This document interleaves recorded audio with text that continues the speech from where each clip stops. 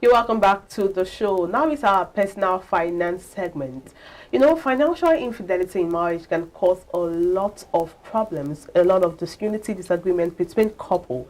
And on this segment today, Charles Fakoha will be taking us through the ways to fix a marriage after financial infidelity. Good morning, Charles, and thank you for being on the show. Thank you for having me again. Good morning. It's a Friday. Good morning. Good morning, Samson. All right. Yes, I think I should begin to present this segment now. Yeah, if I ask you a question, do you have forgiveness in your heart? Are we expected to forgive and forget? Okay. Yes, the same applies to marriage. It's ups and downs. And when two people have agreed to be together, we don't expect it to be smooth sailing. There will be challenges here and there. And one of the things we have come to see is infidelity.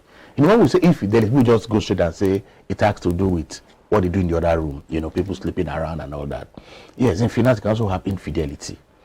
But even that infidelity common with couples is not only about sex. It is trust, betrayal. The same applies to financial infidelity.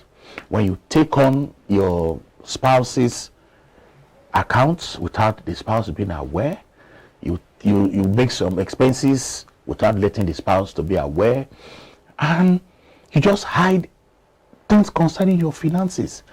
You don't even tell your spouse the amount you are earning. You hide all your financial statement, anything concerning your finance, your spouse is not aware. This is financial infidelity. Now, when it has happened, what do we do? Just like when you have financial infidelity in the other sense of the word, can you still recover your marriage? Yes, there is hope. You can still recover your marriage. But when it is financial infidelity, it's even much more easier, because one spouse will say, because I didn't want to hurt your feeling, that is why I was keeping all those things. But we are saying one of the cardinal principles of any marriage to be successful in terms of finance is openness, communication. We have seen instances where you ask this spouse, why did you hide all this from your significant part? And he or she will tell you, I was afraid how they are going to react. There are also some, when they do it, okay, I'm going to fix it. But before you know what, one small debt, another small debt, another small debt, it becomes a very huge debt. And we have seen spouses go to court to pay debt that they are not even aware of. Now, after all this crisis, therapists will still want to tell you, forgive your spouse and see how you can build your marriage. How possible it is. It is possible, but it's a very huge challenge. And what are the steps?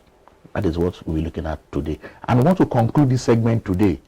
You know, I want to conclude this marriage series because I believe we have done so much about marriage finance, you know, and I'm sure our listeners are really, you know, well enlightened.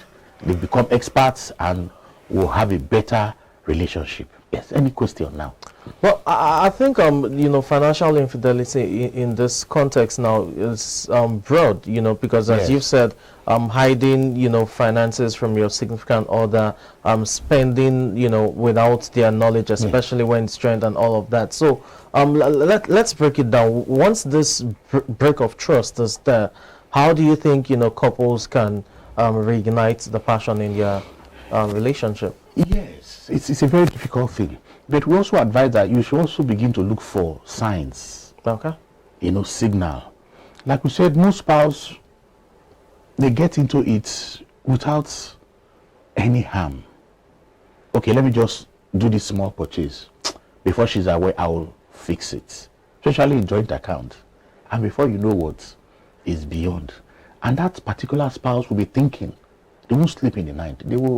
The spouse will ask them, well, nothing is wrong with me. They are thinking of how they are going to get the money to repay so that it doesn't, you know, come out. But they will try, but before you know what, it's already affecting them, even stressing them.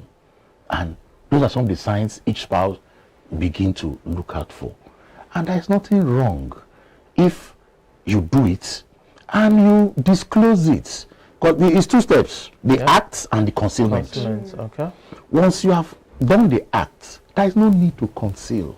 If you have tried to cover it up before your spouse gets to know, there's nothing wrong. You open up to your spouse because both of you have decided to be together, and at the same time you want to jointly face your challenges. But for you as a spouse, you need to understand your spouse's relationship with money and where are they coming from. But how you understand all this, and like I said, forgiveness is key, because you must learn to forgive. All what has happened in the past, you must learn to forgive and move forward. There are certain ways things you can do, and one of them is you need to share your feelings. Okay. Yes, if you are that spouse who is now guilty of that financial infidelity, open up to your spouse, share your feelings, and explain why. Because the other part, you need to have a listening ear. Don't just judge and condemn. Like they will tell you, I did it because I don't want to offend you, and I think this job I have done, some money will come, I will replace it, and nobody will know. Now, you also have to look at yourself. If you have been that spouse who is always judgmental, they will be afraid to let you know. So be open. So share your feelings. So if you are that spouse that shares feelings, you don't just judge. Then if the other spouse has done something like that, they'll be free and open to come and share that what has happened to you. That's one way. Another way is explore each other's needs. Okay. You need to know in advance what your spouse will want. You can say whatever name you have decided to call yourself. Yeah, I think you need to change this shirt. I think this shoe you are putting on, you need to get a new one. You kind of anticipate their needs so that they don't look at themselves and say, I need to do this thing quick. I need to get this new suit, because you're afraid to tell you. And when they tell you, you will say, we don't have money. So they're afraid to tell you. So they go ahead and do some of those purchases without you knowing. And when it becomes a problem now, then that is when tempers emotions will be there. Okay. This is very obvious. Emotions will be there, but we need to control those emotions. For the man too, or for the male too, they need to also try to understand the needs of their female partner. Okay. You need to understand that, okay, she needs certain things, and she doesn't even need to be telling you some of all those things. Once you anticipate it and you say, okay, you bought this new dress for this occasion, it shows that you understand our feelings as a woman. But when we are told that in marriage counseling that men are from Mars, women are from Venus, and all of a sudden they didn't know. The men in Mars, they developed telescope and they saw Venus. They developed a space craft and went to Venus. And those ones were very happy, because when they saw them, they had these kind of feelings, and they were all living together happily. All of a sudden, they slept one night, and they woke up. Okay. They forgot that they both came from different planets, and they started saying, why are you like this? Why are you like this? They expected each other to be the same, but they forgotten their original root, that one came from Mars, one came from Venus. So we need to have this in mind, that men and women have peculiar needs, and we need to understand when they make those kind of purchases. Then when we see it, we should not just overreact. Okay. Yes. Agree on your money goals. You are a family. Two of you are together. But however, does not mean that as a spouse you will lose your independence when you get married. Exactly. Yes, and we've always advocated that. Yes, you have a joint account, but you can also have your own separate account. But you must have a joint money goals or financial goals. There's nothing wrong, two of you. We've always advised, have a financial date night. In fact, when there is infidelity, that is the time you should create to talk about it. Free yourself, go on a date, talk about it. Try to rekindle those feelings you had before you started the marriage, or when you got married to each other. Because yes, people will say responsibilities have come. Children have nothing to do with this. You can be as 30 years in marriage, 10 years in marriage, children has nothing to do with it. You can rekindle that love, that trust. That is the most important thing. Then if you are a couple, you have done all you can to ensure you fix your marriage after financial infidelity, and yet, if you keep telling lies, the other partner has tried several times, it's not working, then there's no point to kill yourself. seek for therapy. Okay. And if financial infidelity can also be a grounds for divorce, yes, can be a grounds for divorce. And if you look at it also, if that financial infidelity prevents you from having access to finance, that's become an abuse. Yes. And anything that is an abuse now, then you should, first of all, is safety. Okay. Because after that, it can lead to violence. Yeah. Okay. Why are you always trying to check me? What is it? Yeah. Am I not the man or the woman in the house? You know, and that can lead to something else. But when you have met a therapist, the advice, and you are saying that it's not working out, please, safety is what we advise. Okay. But like I said the last time, money is an opportunity for family, couples to be one. And when couples have decided to do something together on their own, willingly and agreed, they can achieve anything. Okay, let's look at the instance. I mean, I know you've spoken about this earlier, but just for the sake of those who are just joining us, two different people coming from two different backgrounds. You have someone who is a spender, the other is saver, and as you've said, these difference can cause, you know, disputes in marriage where the saver thinks that the significant other is, you know, extravagant in spending and all of that. If after several ways of correcting, you know, through love, the spender keeps spending and it looks like, oh, you're wasting our collective resources. How do you expect the saver, in quotes, to address this issue? And I mean, after exploring all means. All means. You know, sometimes folks go for therapy and, you know, after several sessions, it looks like nothing is changing. So at that point, as a financial coach, as, you know, a marriage counselor, would you advise that such, you know, strain rather is a form of abuse and there should be separation? Yes, like you have said, I said it earlier here that once you have explored every option, you should have an open mind. Yes, you want your marriage to work, and you must be selfless. You must come to a compromise. Yes, you are a saver.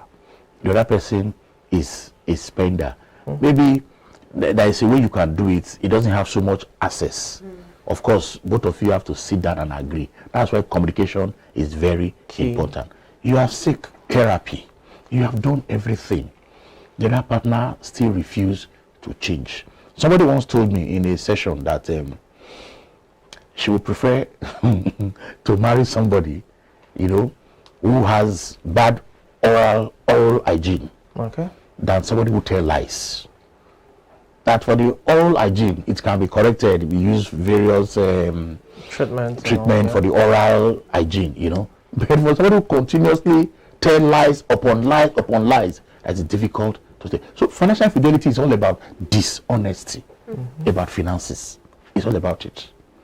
And if after several attempts you seek therapy, you have compromised, two of you have agreed on the budget, and continuously they still go beyond what you have agreed, you know, and they do it, there's no remorse, and of course they say, what is she going to do, or what is he going to do?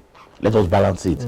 Then, like I said, that can be a grounds for divorce. Okay, now let me just add this. Now, when it comes to infidelity, there are some persons who are cheating on their spouse and somehow the spouse finds out, and there are some others who are very what's the word now? They know these things. They do it without having very discreet. Exactly. They are very. They're so perfect in this, and then somehow. So at what point, when it comes to financial infidelity, for those who are so discreet, and infidelity is going on in the home, of course, it would affect a lot of things when it comes to financial infidelity. At what point, for your spouse who is very discreet, for you to be able to notice some things that maybe you won't be able to find out on your own because the person is really discreet. Okay, we're looking at financial infidelity. Because infidelity is a very large, so we want to limit to financial infidelity. It's very simple. They are always monitoring any alert on their phone. They're always monitoring it. Even mails that come, you know, if letters come, they're always monitoring it. And their bank statements, they're always hiding it from you. like we said, no matter how perfect you think you are, anything you are doing, one day there will be a lapse. You, very simple thing, you will be caught. So why continue in that kind of situation when you know that one day, no matter how good you are, we always say in criminology that a criminal, no matter how good he is, one day just a little crime will expose him. So, and they always leave a sign, no matter what you have done, you know. So if you have gone into a relationship with somebody and you are married, then yes, we all have different personality, but there is nothing wrong to open up to your spouse. The issue is opening up on time. Don't continue to conceal it. That is the main problem. We can make mistake one way or the other. That act is done. It is the concealment that is the problem. Once the act is done, don't conceal. You have good intentions, that's why you want to try and conceal, but you are trying your best and yet it's still coming up. Then open up to your spouse and see how it, you yourself can even say, okay, let me seek for therapy. And we always advise, you know, see a financial planner that will advise you on how to have a budget. So that you can even put that your the extra, the spender, you know, on an extra budget, you know, and say, okay, this is the limit. But when you have done that, and that spouse continuously exceed that limit, not once, not twice, then of course you will know that that spouse is not ready for a settlement. So in that case, like we have said, it can lead to other things. Then safety is the next thing we advise. Another way you can bring your marriage back after financial infidelity is manage your debts. Because for that joint account, that spender, you know, has done so much damage, and there is a lot of debts there, which is now for the two of you. The two of you, you need to see a financial planner, a therapist, as the case may be, and see how you can gradually begin to pay up those debts and live an happy life.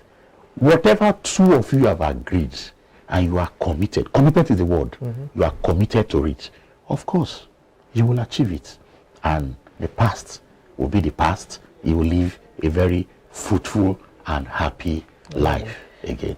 Thank you very much. Thank you so much. That's a fine place to wrap. But before we go, we have just concluded this marriage segment, and I believe that our listeners have really benefited so much.